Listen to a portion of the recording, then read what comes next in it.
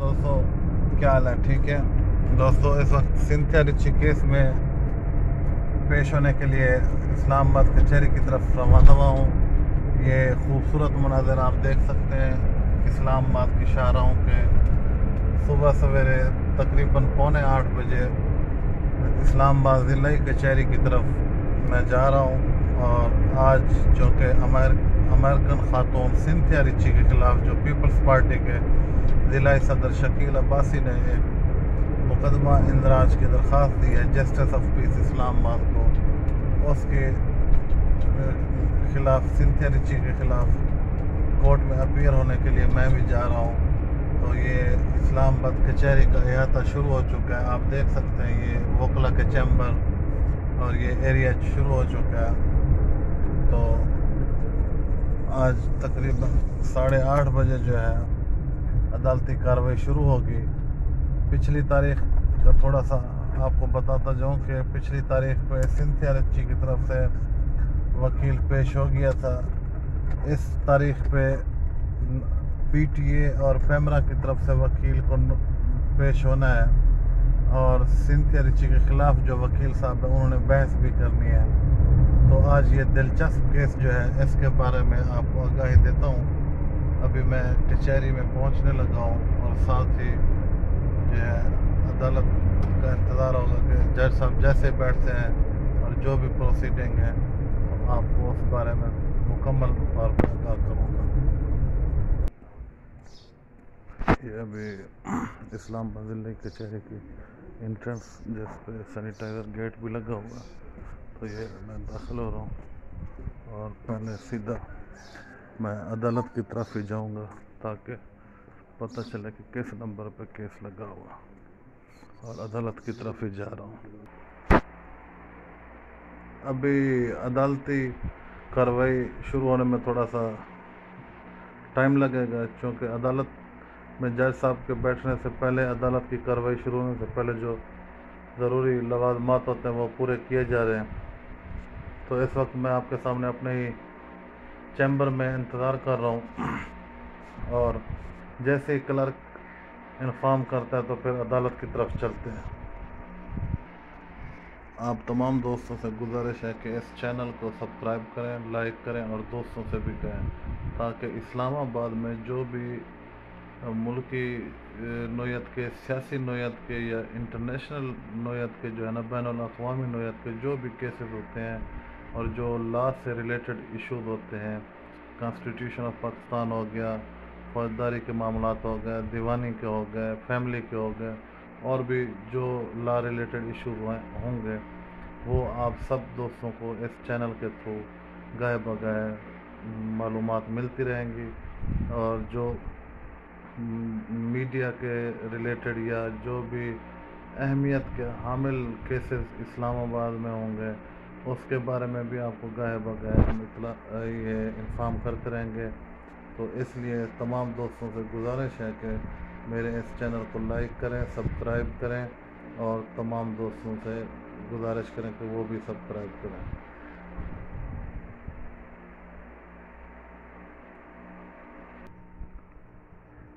वैसे तो आजकल कोरोना की वजह से इस्लामाबाद ज़िला कचहरी में लॉकडाउन है और आप देख रहे हैं गलियाँ सुनसान हैं, लेकिन जो इमरजेंसी केसेस होते हैं वो उनकी प्रोसीडिंग होती है।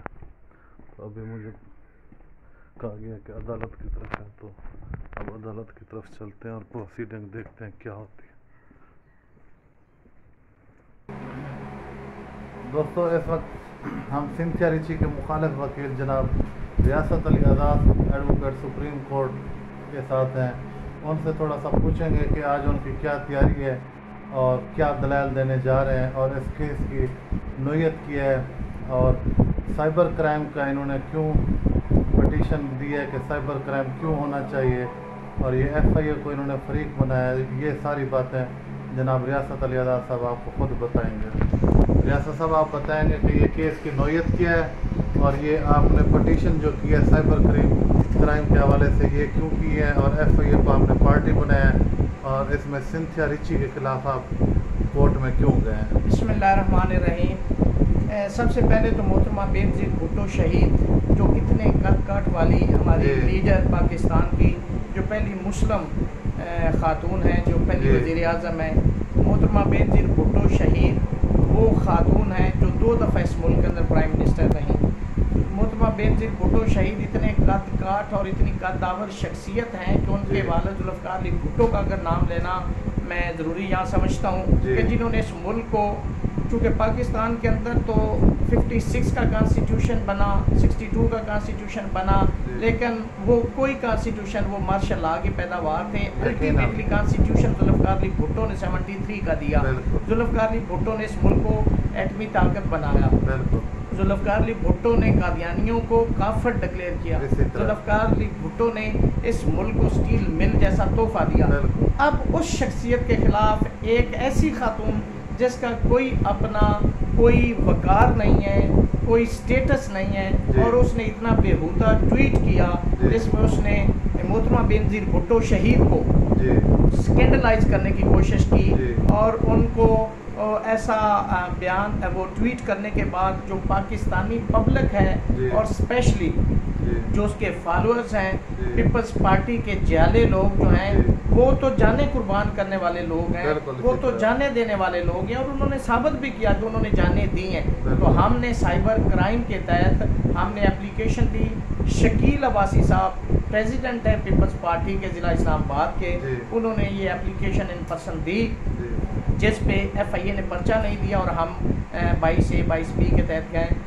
ہاں میں یہ سمجھتا ہوں کہ جو انہوں نے کامنٹس دیے ایف آئی اے نے، انہوں نے کہا کہ جی اس میں ایگریوڈ شخص دے سکتا ہے، تو اس ایشو پہ میں انشاءاللہ کورٹ کی معاونت کرنے جا رہا ہوں، جس پہ نمبر آف ججمنٹس بھی میں پیش کروں گا کہ ایگریوڈ کون ہوتا ہے اور کون شخص جو ہے وہ اس پہ پرچہ دے سکتا ہے۔ میں ذاتی طور پہ ایک کرکس اس کا بتا دیتا ہوں کہ لا یہ کہتا ہے، اس میں PCRL کے 2016 ہے، پیج نمبر 744 ہے، جس کے تحت یہ کہا گیا کہ کوئی بھی شخص ایگریوڈ ہو نہ ہو وہ حکومتی مشینری کو سیٹ ان موشن کر سکتا ہے اگر کوئی جرم ہوا ہے۔ دوسری بات، اس میں غنوہ بھٹو والا، میر مرتضیٰ بھٹو شہید والا کیس ہے، اس میں پہلی FIR جو ہے وہ پولیس دیتی ہے، دوسری جو ہے میر مرتضیٰ بھٹو شہید کے ملازم کی طرف سے ہوتی ہے، اور تیسری غنوہ بھٹو کی طرف سے ہوتی ہے۔ تو اس میں جو پہلی 2 FIR ہوئی تھیں تو اس میں تو پھر ایگریڈ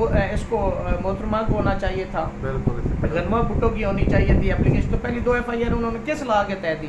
اور جب ہم رولز کی بات کرتے ہیں، FIA رولز، اس کے اندر رول 5 اور سب رول 4 ہے، جس کے اندر انہوں نے کہا کہ کورٹ اس پہ جو ہے وہ CRPC اپلائی کرے گا۔ اور اگر ہم پیکا کو دیکھیں جو prevention of electronic crime act ہے، اس کا سیکشن 2 دیکھیں اور اس کا سب سیکشن 7 دیکھیں، تو اس کے اندر بھی پرووائڈڈ ہے کہ اس کے اوپر جو ہے وہ کوڈ جو ہے وہ 154 یعنی CRPC وہ اپلائی کرے گا۔ تو 154 کے جتنے انگریڈینٹس ہیں، FIR کیسے ہوتی ہے، انفارمیشن کیسے جاتی ہے، وہ ساری کی ساری اس پہ اپلائی کرے گی۔ اور میں سمجھتا ہوں کہ وہ تو سیکشن 20 کی FIA کی بات کرتے ہیں، میں سمجھتا ہوں کہ سیکشن 10 سائبر ٹیررزم ہے، یہ چونکہ ایک سیکٹ آف سوسائٹی ہے جس کے اندر سینس آف سیکیورٹی اور لوگوں کے اندر خوف و ہراس ہے اور پینک ہے کہ اس خاتون نے اتنا بڑا کر دیا، تو ہر شخص اپنی عزت نفس کو بچانے کے لیے ایک تذبذب کا شکار ہوگا، تو یہ ٹیررزم ہے۔ سیکشن 10 بھی اپلائی کرتا ہے، اور اس کے علاوہ سائبر سٹاکنگ بھی آتی ہے، سیکشن 20 بھی آتا ہے، تو یہ سارے آفینسز، اور سیکشن 500 PPC بھی لگتا ہے۔ تو انہوں نے صرف ایک اس پہ کہے کہ جی ایگریوڈ شخص نہیں ہے، تو میں سمجھتا ہوں کہ ہر شخص جو ہے پیپلز پارٹی کا، ہر جیالہ، ہر شہری پاکستان کا وہ ایگریوڈ ہے، اور میں سمجھتا ہوں کہ 154 کے تحت انفارمیشن غلط ہو صحیح ہو، اگر SHO کو دی جاتی ہے تو وہ پابند ہے، چونکہ دیکھیں FIA کا لاگو الگ سے تو نہیں، بالکل نہیں ہے۔ 154 آپ ماشاءاللہ مستوی صاحب اتنے قابل قانون دان ہیں، آپ کے پروگرام ہم YouTube پہ دیکھتے ہیں، دیکھیں 154 جو ہے وہ یہ کہتا ہے کہ آپ صرف انفارم کریں، ویسے تو ڈیوٹی پرائمرلی یہ اسٹیٹ کی بنتی، اسٹیٹ کو خود FIR دینی چاہیے تھی، شکیل عباسی صاحب کو تو ضرورت ہی نہیں پڑنی چاہیے تھی کہ وہ جا کے درخواست دیتے۔ ہاں اگر ان کے علم میں نہیں آیا تو عباسی صاحب نے اپنا فرض بطور شہری، بطور صدر پوری کر دی۔ جناب یہ تھے ریاست علی اعداد صاحب ایڈوکیٹ سپریم کورٹ، جو سنتھیا ریچی کے خلاف آج دلائل دینے جا رہے ہیں. اب دیکھتے ہیں کہ ان کے دلائل سے محترم جج صاحب کتنا مطمئن ہوتے ہیں.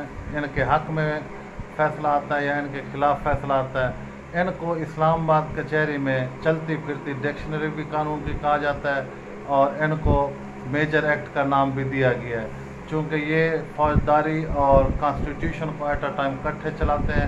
یہ بہت سارے یونیورسٹیز اور کالجز میں استاد محترم بھی ہیں. تو اب ہمیں کہا گیا ہے کہ آپ فی الفور عدالت میں ہیں، تو ہم عدالت کی طرف چل رہے ہیں.